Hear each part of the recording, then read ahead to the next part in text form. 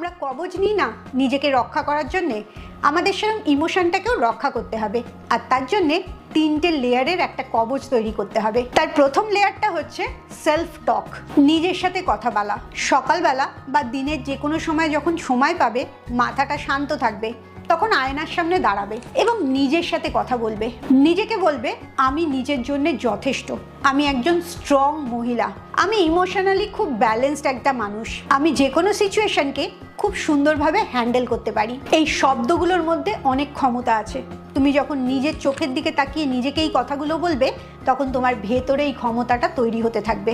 দ্বিতীয় কবজ, বাড়ির একটা নির্দিষ্ট জায়গা বাঁচবে যেখানে তুমি 10 মিনিট বসে থাকতে পারবে, কিন্তু কেউ তোমায় ডিস্টার্ব করতে আসবে না। সেটা হচ্ছে তোমার নিজস্ব জায়গা এবং নিজস্ব সময়। সেই জায়গাটাতে তুমি বসে নিজের সাথে কথা বলবে, নিজের সাথে বন্ধুত্ব করবে, নিজের ভাবনাগুলোকে বিচার করবে। এই নিজের সাথে যত বেশি সময় কাটাবে, তত দেখবে ইমোশনালি তুমি স্ট্রং হচ্ছ, তুমি নিজেকে নিজে চিনতে শিখবে। 3 নম্বর, সাপোর্ট সার্কেল।